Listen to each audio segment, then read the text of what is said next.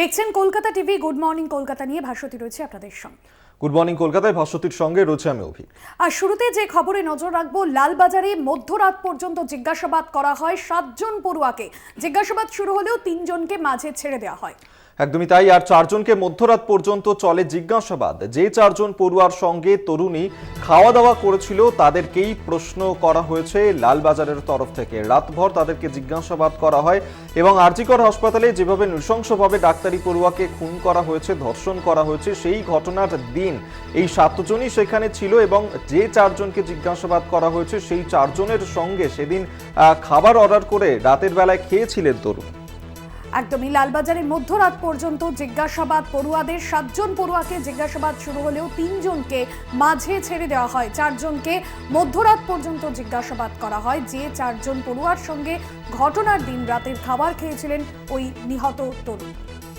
একেবারেই তাই। এবং আরজিকরের যে ঘটনা, যা নিয়ে এই মুহূর্তে রাজ্য রাজনীতি তোলপাড়, গোটা দেশ উত্তাল হয়েছে যে ঘটনাকে কেন্দ্র করে, সেই ঘটনার কিনারা পেতেই এই মুহূর্তে মরিয়া হয়ে উঠেছে কলকাতা পুলিশ। যে ছবি আমরা দেখতে পাচ্ছি, ইতিমধ্যেই মমতা বন্দ্যোপাধ্যায় ডেডলাইন বেঁধে দিয়েছেন এবং তারপরে তৎপরতা আরও অনেকটাই বেড়ে গিয়েছে লালবাজারে। সেখানে 7 জন পড়ুয়া, তাদেরকে ডেকে জিজ্ঞাসাবাদ করা হয়েছে। 4 জন পড়ুয়ার সঙ্গে তরুণী যা খাওয়া দাওয়া করেছিল।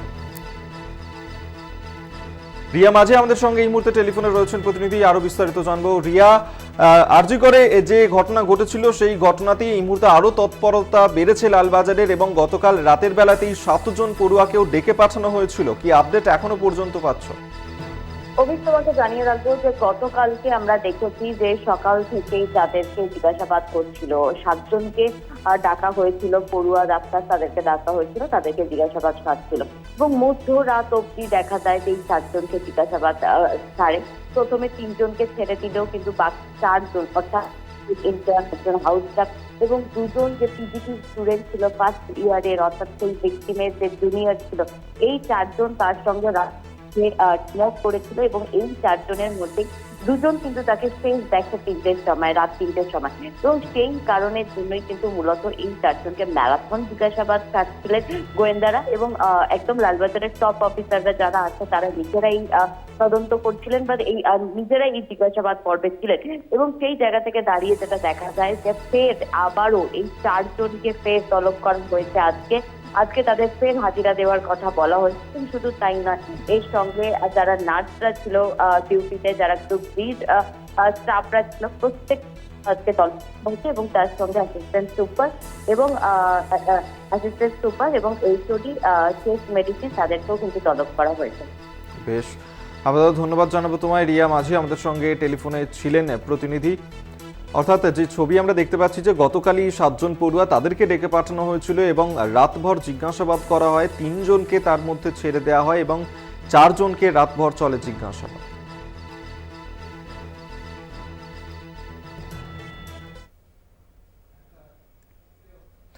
অন ডিউটি মহিলা চিকিৎসককে ধর্ষণ করে খুন, নৃশংস ঘটনায় উত্তাল দেশ।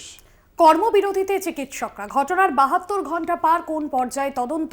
ইতিমধ্যেই গ্রেফতার এক অভিযুক্ত। আরও কতজন জড়িয়ে রয়েছে উত্তর চাইছে পরিবার থেকে চিকিৎসক মহল। নিহতের পরিবারের পাশে দাঁড়িয়েছেন মুখ্যমন্ত্রী। পুলিশকে 7 দিনের ডেডলাইন বেঁধে দিয়েছেন মমতা বন্দ্যোপাধ্যায়।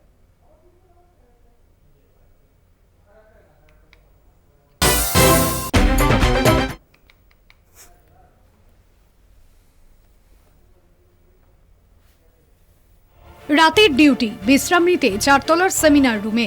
সেখানেই ঘুমন্ত অবস্থায় ছাত্রীর উপর চরম শারীরিক নির্যাতন, ধর্ষণ, খুন, নৃশংস অত্যাচার। শিখেই নিরাপত্তা, বিচার চেয়ে ফুঁসছে সমাজ, চিকিৎসক মহল। শুক্রবার ঘটনার দিন থেকে সোমবার 72 ঘন্টারও বেশি অতিক্রান্ত। কোন পর্যায়ে রয়েছে আরজিকর কাণ্ডের তদন্ত? এই 72 ঘন্টার মধ্যে পুলিশ কি পদক্ষেপ নিয়েছে? কলকাতা পুলিশ কমিশনার বিনীত গোয়েলের নেতৃত্বে চলছে তদন্ত প্রক্রিয়া। শুক্রবার সেমিনার হল থেকে উদ্ধার হয় চিকিৎসকের দেহ। 4 তলার ওই হলে পৌঁছতে লিফটে যেতে হয়। পুলিশ সম্ভাব্য সমস্ত সিসিটিভি ফুটেজ খতিয়ে দেখে। সেমিনার হলের ভিতর ঘটনাস্থল থেকে নমুনা ও তথ্য সংগ্রহ করা হয়। আত্মহত্যার কথা প্রথম ফোন করে পরিবারকে জানান হাসপাতালের অ্যাসিস্ট্যান্ট সুপার। তাকেও পুলিশ ডেকে জিজ্ঞাসাবাদ করে। সিসিটিভির সূত্র ধরে অপরাধীকে চিহ্নিত করে গ্রেফতার করা হয় সঞ্জয় রায় নামে এক সিভিক ভলেন্টিয়ারকে। তাহলে এখানেই কি তদন্ত শেষ, নাকি এই ধর্ষণ করে খুনের ঘটনায় জড়িত রয়েছে আরও কেউ? এই প্রশ্নেই উত্তাল নিহতের পরিবার থেকে চিকিৎসক মহল।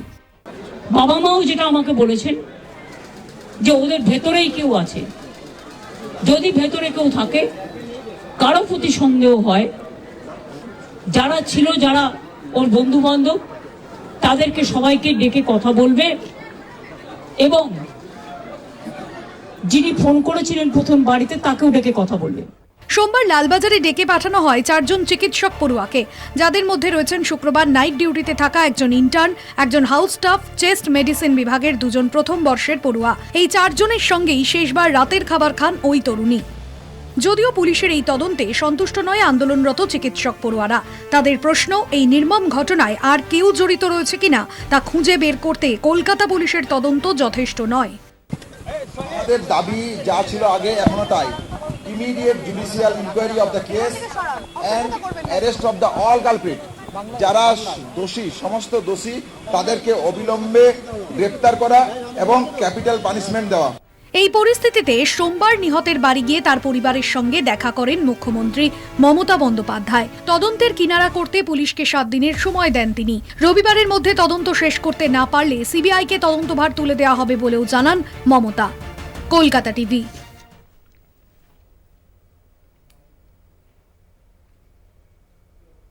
আরজি করের ঘটনার 4 দিন পার, কতদূর এগিয়েছে তদন্ত আর কত সময় লাগবে? ক্রমশই বাড়ছে পড়ুয়া চিকিৎসকদের আন্দোলনের ঝাঁজ। এরই মাঝে পুলিশকে ডেডলাইন মমতার। 7 দিনের মধ্যে তদন্ত শেষ করার নির্দেশ, না পারলে সিবিআইকে তদন্ত হস্তান্তর করা হবে বলেও জানান মুখ্যমন্ত্রী। ঘটনার সূত্রপাত শুক্রবার, 72 ঘন্টা পেরিয়ে সোমবার। নৃশংস ধর্ষণ খুনের 4 দিন পার। কোথায় দাঁড়িয়ে তদন্ত? দেশজুড়ে বাড়ছে বিক্ষোভের ঝাঁজ, বাড়ছে রাজনৈতিক চাপও। কর্মবিরতিতে একাধিক হাসপাতালের চিকিৎসকরা।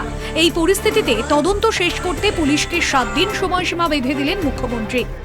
কত তাড়াতাড়ি সম্ভব দোষীদের গ্রেপ্তার করবে, আর রবিবার পর্যন্ত যদি তারা কুল কিনারা করতে না পারেন, কারণ ভেতরেও তো অনেকে আছে, তাহলে এই কেসটা আমরা আমাদের হাতে রাখবো না, আমরা সিবিআইকে দিয়ে দেবো। এর আগে আরজিকর কাণ্ডে দোষীদের ফাঁসির দাবি করেন মুখ্যমন্ত্রী। এবার পুলিশকে 7 দিনের ডেডলাইন। এরই মধ্যে সিবিআই তদন্ত চেয়ে আদালতে মামলা করেন শুভেন্দু অধিকারী, কৌস্তব বাগচি, বিজয় কুমার সিঙ্গলরা।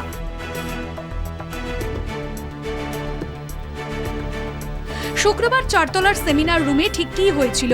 অপরাধের নেপথ্যে কি শুধুই ধৃত সঞ্জয়, নাকি আরও কেউ? ময়না তদন্তের রিপোর্টে কি কি সামনে এসেছে? সিমেনের নমুনা থেকে কি রিপোর্ট পাওয়া যাচ্ছে? গত 72 ঘন্টায় কি কি পদক্ষেপ করেছে পুলিশ? এইরকম একাধিক প্রশ্নের উত্তর চান আন্দোলনরত চিকিৎসক পড়ুয়ারা। সোমবার নিহতের সোদপুরের বাড়িতে যান মুখ্যমন্ত্রী মমতা বন্দ্যোপাধ্যায়। বাবা মাও যেটা আমাকে বলেছেন যে ওদের ভেতরেই কেউ আছে, যদি ভেতরে কেউ থাকে, কারো প্রতি সন্দেহ হয়, যারা ছিল, যারা ওর বন্ধু বান্ধব, তাদেরকে সবাইকে ডেকে কথা বলবে এবং যিনি ফোন করেছিলেন প্রথম বাড়িতে তাকেও ডেকে কথা বলবে। হাতে মোমবাতি, প্ল্যাকার্ড, দেশ জুড়ে মিছিল বিক্ষোভ, একটাই slogan, justice for lady doctor. Justice কি পাবেন নির্যাতিতা? মুখ্যমন্ত্রীর নির্দেশের পর কি তদন্তে গতি আসবে? রোগী হয়রানি কবে বন্ধ হবে, উঠছে প্রশ্ন। কলকাতা টিভি। গুড মর্নিং কলকাতায়, সময় এখন একটা বিরতির। অন্যান্য খবর নিয়ে ফিরছি বিরতির পর, সঙ্গে থাকুন। ফিরে এলাম বিরতির পর। যে খবরে নজর রাখবো, আরজি করে মৃত ছাত্রীর বাবার বিস্ফোরক দাবি, আরজি করে চেস্ট মেডিসিন বিভাগের সকলকে সন্দেহর তালিকায় রাখছে পরিবার। একদমই তাই, এবং আরজি করের যে ডাক্তারি পড়ুয়াকে খুনের ঘটনা, সেই ঘটনাতে প্রথম থেকেই বারবার সন্দেহ প্রকাশ করেছে ওই মৃতা তরুণীর পরিবার, এবং সেই ক্ষেত্রে যে বিস্ফোরক দাবি করছেন ছাত্রীর বাবা, যে আরজি করের চেস্ট মেডিসিন বিভাগের সকলের ওপরকেই সন্দেহের তালিকায় রাখছেন তিনি। জয়ন্ত মজুমদার আমাদের সঙ্গে এই মুহূর্তে টেলিফোনে রয়েছেন, প্রতিনিধি, আরো বিস্তারিত জানবো। জয়ন্ত, পরিবারের তরফ থেকে প্রথম থেকেই এই ঘটনাতে একাধিক সন্দেহ প্রকাশ করা হচ্ছে। এই মুহূর্তে চেস্ট মেডিসিন বিভাগের সকলকেই সন্দেহের তালিকায় রাখছে তার পরিবার, কি কারণে? রাখবো যে এর একটাই কারণ হতে পারে, তার কারণ হচ্ছে মুরলীধর শর্মা জয়েন্ট সিপি, তিনি যখন ওই মৃত চিকিৎসকের বাড়িতে আসেন এবং তিনি একটি পিএম রিপোর্ট অর্থাৎ পোস্টমর্টেম রিপোর্ট কিন্তু তাদের হাতে দিয়ে দেয়। এই পোস্টমর্টেম রিপোর্ট থেকেই কিন্তু এই কারণের উদ্ভব, এমনটাই কিন্তু প্রাথমিকভাবে জানা যাচ্ছে। এবং শুধু তাই নয়, এরপর ডাক্তার ফোরামের কিন্তু প্রচুর মানুষজন আসে ওই মৃত চিকিৎসকের বাড়িতে এবং পরিবার অর্থাৎ মৃত চিকিৎসকের বাবা তারা বলেছে যে ডাক্তার ফোরাম থেকে যে সমস্ত চিকিৎসকেরা এসেছিলেন তার মধ্যে একজন ফরেনসিক চিকিৎসক ছিলেন, তিনি কিন্তু ওই পোস্টমর্টম রিপোর্ট দেখেন এবং দেখেন এই পরিবারকে বলেছেন যে এই কাজ একার পক্ষে করা সম্ভব নয়। অর্থাৎ এখনো পর্যন্ত পুলিশ যাকে গ্রেফতার করেছে সঞ্জয় রায়, তার পক্ষে এই কাজ অর্থাৎ যে সব পোস্টমর্টম রিপোর্টে যে ইনজিউরিজ গুলো ধরা পড়েছে মৃত চিকিৎসকের, কোনো একজন মানুষের পক্ষে এই কাজ করা সম্ভব নয়, এমনটাই কিন্তু পরিবারকে বলেছেন। এবং প্রাথমিকভাবে ধরে নেওয়া যেতে পারে যে সেই জায়গা থেকেই কিন্তু এই কারণগুলোর উদ্ভব বা উৎপত্তি। সেই জন্য পরিবারের লোক বারবার বলছে যে টেস্ট মেডিসিন বিভাগ অর্থাৎ মৃত চিকিৎসক আরজিকর টেস্ট মেডিসিন বিভাগের যে জায়গায় কাজ করতো তার সাথে যারা যারা জড়িত ছিল সবাইকে ডাকা হোক, জিজ্ঞাসাবাদ করা হোক। একদমই জয়ন্ত, তুমি আমাদের সঙ্গে থাকো। এবং মৃত ছাত্রীর বাবা ঠিক কি বলছেন, কি অভিযোগ তার শোনাবো।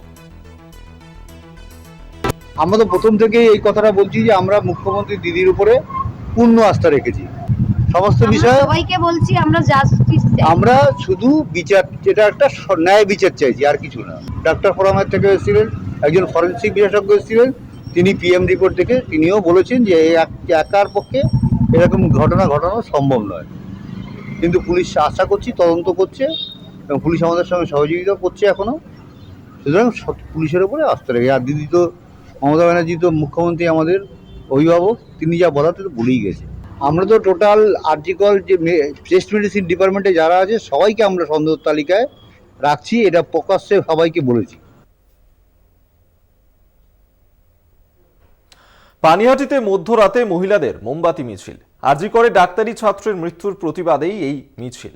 দোষীদের শাস্তির দাবিতে প্রতিবাদ মিছিল। পানিহাটিতে মহিলাদের মধ্যরাতে মোমবাতি মিছিল। আরজিকরে যে নিহত পড়ুয়া তার প্রতিবাদেই এই মিছিলে সামিল হলেন মহিলারা মধ্যরাতে। জয়ন্ত মজুমদার প্রতিনিধি রয়েছেন ফোন লাইনে। জয়ন্ত, মধ্যরাতে মহিলাদের মোমবাতি মিছিল, ঠিক কি ছবি ধরা পড়লো? দেখো, মহিলারা যেমনটা দাবি করছেন যে যেভাবে সোদপুরের বাসিন্দা মৃত চিকিৎসককে আরজিকরের মতো একটা হাসপাতালে মধ্যরাতেই প্রাণ হারাতে হলো এবং নৃশংসভাবে তাকে হত্যা করা হলো, সেই জায়গায় দাঁড়িয়ে কিন্তু রাজ্যের মহিলারা সুরক্ষিত নয়। তারা এমনও অভিযোগ করছেন যে রাজ্যের মুখ্যমন্ত্রী মহিলা হওয়া সত্ত্বেও সেখানে মহিলাদের কেন নিরাপত্তা নেই এবং আসল দোষীরা কেন এখনো পর্যন্ত অধরা রয়েছে এই মৃত চিকিৎসকের ঘটনায়, নৃশংস বা নারকীয় ঘটনায়। সেখানে কিন্তু আসল দোষীদের অবিলম্বে ধরতে হবে, তাদের শাস্তি দিতে হবে। যদি সেটা সম্ভব না হয় তাহলে যেন, যদি উপযুক্ত শাস্তি দেওয়া সম্ভব না হয় তাহলে সেই দোষীদের কিন্তু ধরে অবিলম্বে মহিলাদের হাতে তুলে দেওয়া হোক, এমনটা কিন্তু তারা দাবি করছে। এবং তারা এমনও দাবি করেছে যে শিশু থেকে শুরু করে মহিলারা তারাও কেউ কিন্তু নিরাপদে নয় এই রাজ্যে। এই দাবি তুলেই কিন্তু মূলত মধ্যরাতে দেখা গেল মৃত চিকিৎসকের প্রতিবাদ মিছিল। মৃত চিকিৎসককে যেভাবে হত্যা করা হয়েছে নৃশংসভাবে, তার প্রতিবাদে কিন্তু মিছিল মোমবাতি হাতে পানিহাটির বিভিন্ন জায়গায় কিন্তু স্থানীয় মহিলাদের। একদমই, ধন্যবাদ জয়ন্ত।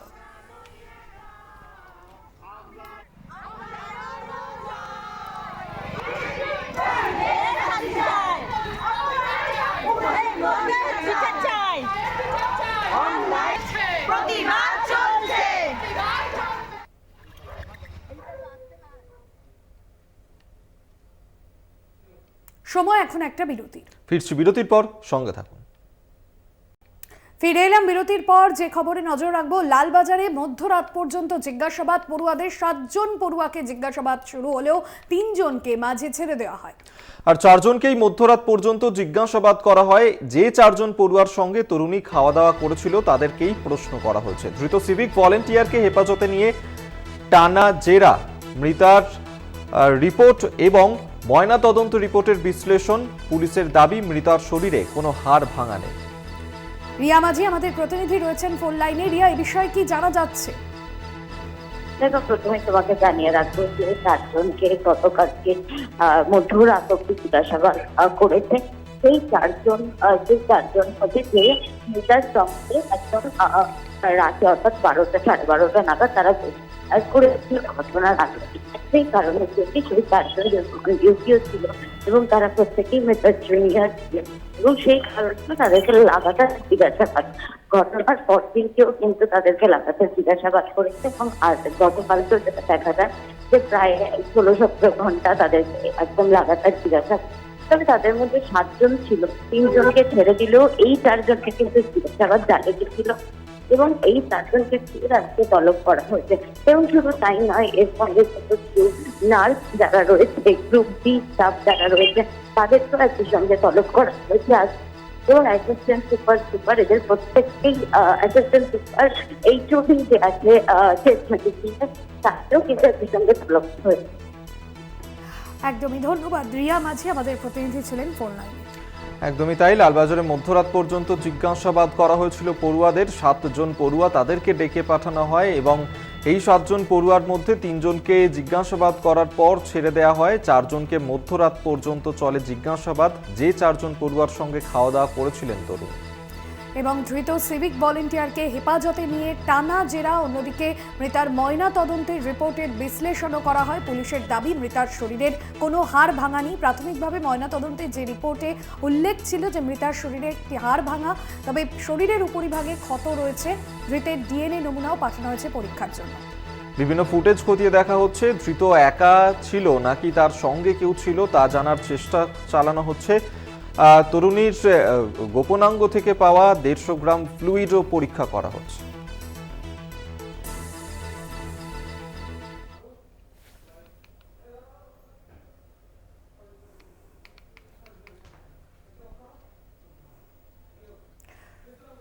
আরজিকরে মৃত ছাত্রীর বাবার বিস্ফোরক দাবি। অবশ্যই এই দিকে তো আমাদের নজর থাকবে, তবে যে ঘটনায় নজর রাখবো যে ফের মেজিয়া তাপবিদ্যুৎ কেন্দ্রে সেখানেও দুর্ঘটনা ঘটেছে। কনভেয়ার বেল্টে জড়িয়ে মৃত্যু হলো শ্রমিকের। কিভাবে দুর্ঘটনা খতিয়ে দেখা হচ্ছে তাপবিদ্যুৎ কেন্দ্রের কর্তৃপক্ষের তরফে। মৃতের পরিবারকে ক্ষতিপূরণের দাবি। কনভেয়ার বেল্টে জড়িয়ে মৃত্যু হলো শ্রমিকের। মেজিয়া তাপবিদ্যুৎ কেন্দ্রে এই দুর্ঘটনা ঘটেছে। ফের মেজিয়া তাপবিদ্যুৎ কেন্দ্রে সেখানেই দুর্ঘটনা, কনভেয়ারের বেল্টে জড়িয়ে মৃত্যু হলো এক শ্রমিকের। কিভাবে দুর্ঘটনা তা খতিয়ে দেখা হচ্ছে তাপবিদ্যুৎ কেন্দ্রের কর্তৃপক্ষ। মৃতের পরিবারকে ক্ষতিপূরণের দাবি। একদমই তাই, কিভাবে দুর্ঘটনা ঘটলো তা ইতিমধ্যেই খতিয়ে দেখা হচ্ছে এবং ক্ষতিপূরণের দাবি মৃতের পরিবারের।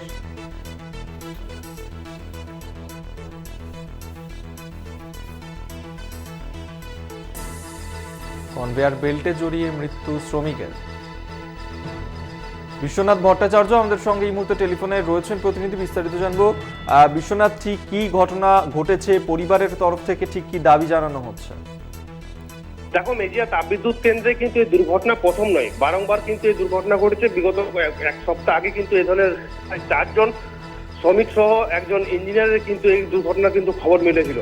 ঠিক তার রেস কাটতে না কাটতে ফের কিন্তু গতকাল সন্ধ্যেবেলায় মেজিয়া তাপবিদ্যুৎ কেন্দ্রের যে 5 নম্বর এবং 6 নম্বর ইউনিট রয়েছে, সেখানে যে কনভেয়ার বেল্ট রয়েছে, অর্থাৎ যে বেল্ট দিয়ে কয়লা পোড়ানো হয়, সেই সময় একজন শ্রমিক কাজ করছিলেন। সেই শ্রমিক কাজ করার সময় আচমকায় কনভেয়ার বেল্টের মধ্যে ঢুকে যায় এবং ঢুকে যাওয়ার সাথে সাথে কিন্তু ঘটনাস্থলেই তার প্রাণ যায়। আর এখানে কিন্তু প্রশ্ন উঠতে শুরু করেছে যে বারংবার এই তাপবিদ্যুৎ কেন্দ্রে কেন দুর্ঘটনা ঘটছে। বাকি সব যারা শ্রমিকরা রয়েছেন বা তাদের যারা সহকর্মীরা রয়েছেন, তারা কিন্তু ডিবিসি কর্তৃপক্ষের বিরুদ্ধে গাফিলতির অভিযোগটাই তুলছেন। অর্থাৎ নিরাপত্তা সুনিশ্চিত করার জন্য কিন্তু বারবার ডিবিসি কর্তৃপক্ষকে বলা হলো, তাদের কিন্তু শ্রমিক নিরাপত্তা বলে এখানে কিছু নেই, এমনটাই কিন্তু প্রশ্ন চিহ্ন উঠে আসছে। ধন্যবাদ তোমায়। বিশ্বনাথ ভট্টাচার্য আমাদের সঙ্গে টেলিফোনে ছিলেন প্রতিনিধি।